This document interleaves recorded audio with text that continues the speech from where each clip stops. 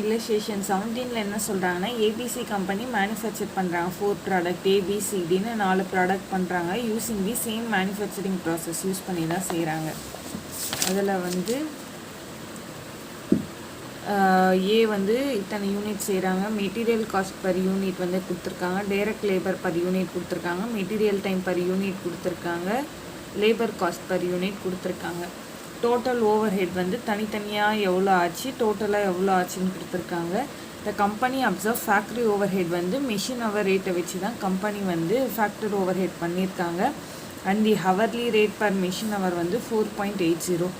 Over head cost of the products RS அண்டர்னா traditional காஸ்ட்லேயே அவங்க வந்து ஓவர் ஹெட் வந்து பர் யூனிட்க்கு வந்து எவ்வளோன்னு கொடுத்துட்டாங்க. ஸோ இது வந்து ட்ரெடிஷ்னல் மெத்தட் நம்ம போட வேணால் அவங்களே அதுக்கான ஆன்சர் கொடுத்துட்டாங்க. அதுக்கப்புறம் என்ன சொல்கிறாங்கன்னா ஏபிசிடி. ஸோ ட்ரெடிஷ்னல் கொடுத்துட்டாங்க. நம்மளை வந்து ஏபிசி கூட வந்து கம்பேர் பண்ண சொல்லியிருப்பாங்க. Statement of overhead cost for all the product போட சொல்லிவிட்டு ஏபிசிஏயை வந்து கம்பேர் பண்ண சொல்கிறாங்க. ட்ரெடிஷ்னல் காஸ்டிங் கொடுத்துட்டாங்க. ஏபிசிக்கு காஸ்ட் டிரைவர், காஸ்ட் பூல் எல்லாமே கொடுத்துட்டாங்க. இதை வச்சு நம்ம வந்து காஸ்ட் பூல் போட்டு போடணும் சம். இப்போது அவ்வளோதான். ஸோ நம்ம ஏபிசி மெத்தட் தான் போடணும். இந்த சம் வந்து இல்லஸ்ட்ரேஷன் 17.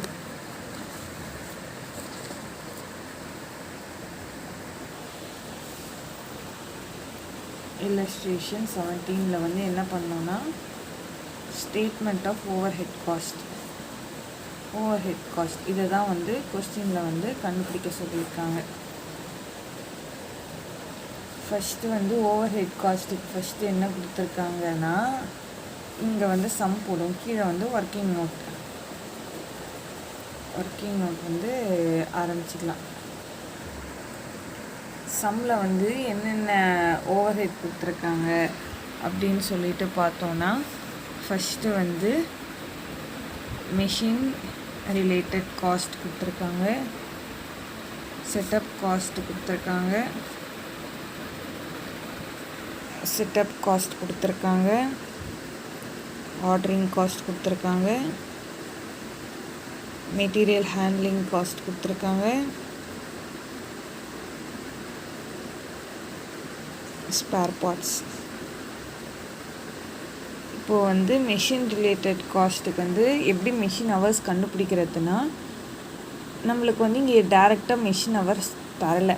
ஆனால் கொஷினில் வந்து என்ன சொல்லியிருக்காங்கன்னா 500 யூனிட், 5000 யூனிட், 600 யூனிட், 700 யூனிட் செய்கிறதுக்கு லேபர் காஸ்ட் பர் யூனிட்டும் மிஷின் டைம் பர் யூனிட் கொடுத்துருக்காங்க. So machine time per unit வந்து கொடுத்துருக்காங்க. ஒரு யூனிட் செய்ய எவ்வளோ மிஷின் ஹவர் ஆகும். அப்போ நம்ம இப்போ எவ்வளோ செய்ய போகிறோம், 500 யூனிட் செய்ய போகிறோம். ஸோ இதுக்கு வந்து எப்படி கண்டுபிடிக்கணும்னா 500 யூனிட் செய்ய போகிறோம். ஒரு யூனிட்க்கு 1/4 ஹவர் ஆகும்னா 500 யூனிட்க்கு வந்து எவ்வளோ நேரம் ஆகும்னா 125. அதே மாதிரி இது வந்து ஏக்கு. அதே மாதிரி பிக்கு வந்து போட்டோன்னா 5000 யூனிட் ஆகும். 1/4 ஹவர் அப்படிக்கு போட்டோன்னா பிக்கு 1250 ஆகும். அதே மாதிரி சிக்கு போட்டோன்னா 600, டிக்கு போட்டோன்னா 10,500. ஸோ டோட்டலாக மெஷின் ரிலேட்டட் காஸ்ட்டுக்கான ஆக்டிவிட்டி காஸ்ட் வந்து எவ்வளோ ஆகும்னா, இந்த 4ஐயும் ஆட் பண்ணுறோம். இந்த 4ஐயுமே நம்ம வந்து ஆட் பண்ணோன்னா நம்மளுக்கு காஸ்ட் வந்து எவ்வளோ வரும்னா 12,475. ஆனால் நம்ம வந்து இதை வந்து ஏபிசி காஸ்ட்டில் பண்ணோன்னா பர் யூனிட்க்கு வந்து எவ்வளோன்னு கண்டுபிடிக்கணும். ஸோ மெஷின் ரிலேட்டட் காஸ்ட் எவ்வளோனா டோட்டலாக வந்து தேர்ஃபோர் கீழே இங்கே இடம் இல்லை, நீங்கள் கீழே தான் எழுதணும். தேர்ஃபோர் 37,749 டிவைடட் பை 12 எவ்வளோ கொடுத்துருக்காங்க 12,475. இப்படி பண்ணிங்கன்னா உங்களுக்கு வந்து பர் யூனிட்க்கு கிடைக்கும். இல்லைனா அதை தனியாக கூட காஸ்ட் பூல் போட்டு கட் பண்ணிக்கலாம். இப்போது செட்டப் காஸ்ட் வந்து எவ்வளோ சொல்லியிருக்காங்க 4250. நம்பர் ஆஃப் செட்டப்ஸ் எவ்வளோ, அது வந்து எப்படி பண்ணோன்னா ஏபிசிக்கு வந்து மொத்தம் எவ்வளோ செட்டப் இருக்கோ அதை வந்து ஆட் பண்ணணும். அதாவது ஏக்கு வந்து 1, பிக்கு 6, சிக்கு 2, டிக்கு 8 சொல்லியிருக்காங்க. 8 + 2 10, 16, 17. ஸோ நம்பர் ஆஃப் செட்டப் வந்து 17 டைம்ஸ் செட் பண்ணுறாங்க மிஷினை. அப்படி பண்ணோன்னா 250 பர் செட்டப். இது வந்து எல்லாமே வந்து பர் யூனிட்கான காஸ்ட்டு. அதே மாதிரி ஆர்டரிங் காஸ்ட் கொஷினில் வந்து 1920 தந்திருக்காங்க. நம்பர் ஆஃப் ஆர்டர்ஸ் வந்து நான் சொன்ன மாதிரியாகவே இப்போ ஆட் பண்ணிங்கன்னா உங்களுக்கு வந்து ₹192 வரும். அதே மாதிரி மெட்டீரியல் ஹேண்ட்லிங் காஸ்ட் வந்து 7560. எத்தனை டைம் வந்து மெட்டீரியல் ஹேண்டில்டு அது மொத்தத்தையும் ஆட் பண்ணிங்கன்னா உங்களுக்கு எவ்வளோ வரும்னா 27 வரும். ஸோ 280. ஸ்பேர் பார்ட் வந்து 8400. நம்பர் ஆஃப் ஸ்பேர்ஸ் வந்து 200 டிவைட் பண்ணிங்கன்னா 700 வரும். இப்போது இந்த இதுலேயும் வந்து 12475. மிஷின் ஹவர்ஸ் வந்து நம்ம எவ்வளோ கண்டுபிடிச்சோம்?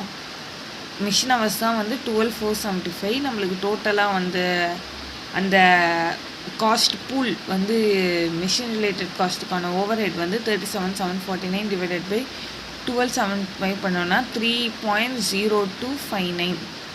ஸோ எல்லாத்துக்குமே நம்மளுக்கு பர் யூனிட் காஸ்ட் கிடச்சிச்சு. ஸோ நம்ம இப்போ வந்து ஸ்டேட்மெண்ட் ஆஃப் இது பண்ணலாம். இப்போது ஓவர் ஹெட் போட போகிறோம். ஃபஸ்ட்டு எடுத்த உடனே எதை போடுறோம்? மிஷின் எது வேணால் போடலாம், நம்ம இஷ்டம் தான். மிஷின் செட்டப் காஸ்ட், அடுத்தது வந்து ஆர்டரிங் காஸ்ட், அடுத்தது வந்து material handling cost, spare parts administrative, spare parts, இது எல்லாத்தையும் ஆட் பண்ணி நம்ம அலோகேட் பண்ணி தரணும். இப்போ வந்து யார் யாருக்கு? 3 பேருக்கு இல்லை 4 பேருக்கு. ஏபிசிடி. ஏக்கு எவ்வளோ, பிக்கு எவ்வளோ, சிக்கு எவ்வளோ, டிக்கு எவ்வளோ.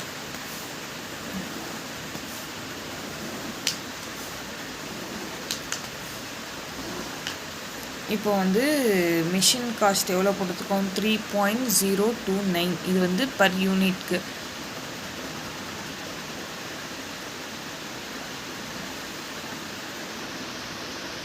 நம்ம வந்து மிஷின் காஸ்ட்டோட வந்து இப்போ வந்து செட்டப் காஸ்ட்டில் வந்து கொஷினில் கொடுத்த அந்த 1628, அதே மாதிரி மெட்டீரியல் ஹேண்ட்லிங் காஸ்ட்டில் கொடுத்த 210, 23, ஆர்டரிங் காஸ்ட்டில் கொடுத்த 1414, நம்பர் ஆஃப் ஸ்பேர் பார்ட்ஸில் கொடுத்த 2514 எல்லாமே வந்து எழுதிக்கிட்டோம். மிஷின் ஹார்ஸ்க்கு மட்டும் கொடுத்துருக்க மாட்டாங்க. ஆனால் வந்து நம்ம வந்து அதை ஆல்ரெடி கண்டுபிடிச்சிட்டோம். அதாவது 125, 1250 ஃபஸ்ட்டு எடுத்ததுமே நம்ம அதை தான் கண்டுபிடிச்சோம். எப்படி கண்டுபிடிச்சோன்னு தெரியும். Number of unit into machine time per யூனிட்டை வந்து மல்டிபிள் பண்ணி நம்ம வந்து ஏக்கு எவ்வளோ, பிக்கு எவ்வளோ, சிக்கு எவ்வளோ, டிக்கு எவ்வளோன்னு சொல்லிட்டு தனித்தனியாக கண்டுபிடிச்சோம். இப்போ இதோட பர் யூனிட் காஸ்ட்டு கண்டுபிடிச்சிருக்கோம். இதுக்கு வந்து எவ்வளோ கண்டுபிடிச்சோன்னா 3.025. ஸோ 3.0259, 3.0259, 3.0259 to 3.0259 அப்படின்னு கண்டுபிடிச்சோம். செட்டப் காஸ்ட்டுக்கு வந்து என்ன பண்ணியிருக்கோம்னா 250 பர் செட்டப். ஸோ கொஷினில் கொடுத்த வேல்யூவே எழுதிட்டு எல்லா இடத்துலையுமே 250 போட்டுக்கணும். ஆர்டரிங் காஸ்ட்டுக்கு எவ்வளோ கொடுத்துருக்காங்கன்னா 192, 192, 192, 192 கொடுத்துருக்காங்க. மெட்டீரியல் ஹேண்ட்லிங் காஸ்ட்டுக்கு 280, 280, 280, 280 கொடுத்துருக்காங்க. அதே மாதிரி ஸ்பேர் பார்ட்ஸுக்கு வந்து 700, 700, 700, 700 கொடுத்துருக்காங்க. ஸோ இந்த ரெண்டுத்தையுமே வந்து மல்டிபிள் பண்ணோன்னா நம்மளுக்கு வந்து 378, 3782, 1816, 31772 தான் வரும். பட் வந்து நம்மளுக்கு வந்து டோட்டலாக இந்த டோட்டல் அமௌண்ட்டை, அதாவது 37,749 அமௌண்ட் வந்து நம்மளுக்கு டேலி ஆகணுன்ற காரணத்துக்காக இதை வந்து ஓல் நம்பராக வந்து பேலன்ஸ் பண்ணிக்கிறோம். இங்கே பார்த்துக்கலாம், இங்கே போட்டுக்கலாம், அதை நம்ம இஷ்டம் தான். ஏன்னா அது வந்து பேலன்சிங் ஃபிகர் தான். இந்த அமௌண்ட் வந்து இந்த 4த்தையும் ஆட் பண்ணோன்னா கொஷினில் கொடுத்த அமௌண்ட் வரணும். அப்போ தான் நம்ம மல்டிபிள் பண்ணி டிவைட் பண்ணது கரெக்ட். இல்லைன்னா நம்ம எங்கேயோ தப்பு பண்ணியிருக்கோம் அப்படின்னு வந்து அர்த்தம். செட்டப் காஸ்ட் வந்து மல்டிபிள் பண்ணால் 250, 1500, 500, 2000. இங்கே மல்டிபிள் பண்ணால் 192, 768, 192, 768. அதே மாதிரி மெட்டீரியல் ஹேண்ட்லிங் காஸ்ட் அதை மல்டிபிள் பண்ணோன்னா 560, 2800, 840, 3360. மிஷின் ரிலேட்டட் ஸ்பேர் பார்ட்டை நம்ம வந்து மல்டிபிள் பண்ணோன்னா 1400, 3500, 700, 2800. இப்போ நம்ம ஆட் பண்ண நம்ம கிளியராக எழுதினா தான் இது புரியும். நான் இங்கே வந்து ஜஸ்ட் ரஃபாக போட்டதால் இப்படி போட்டிருக்கேன். எல்லாத்தையுமே நம்ம வந்து ஆட் பண்ணோன்னா நம்மளுக்கு ஓவர் ஹெட் வந்து 2780, 12350, 4048, 40701 வரும். நம்ம வந்து பர் யூனிட்க்கு வந்து கண்டுபிடிக்கணும். இதில் எவ்வளோ யூனிட் சொல்லியிருக்காங்க? 500 யூனிட். இதில் வந்து எவ்வளோ யூனிட் சொல்லியிருக்காங்கன்னா 5000 யூனிட். இதில் வந்து 600 யூனிட். இதில் வந்து 7000 யூனிட். இந்த மாதிரி நம்ம வந்து பர் யூனிட்க்கு வந்து கண்டுபிடிச்சோன்னா நம்மளுக்கு வந்து ஓவர் ஹெட் காஸ்ட் பர் ஏபிசிக்கு வந்து எவ்வளோ வரும்னா 5.56, 2.47, 6.75, 5.81 வரும்.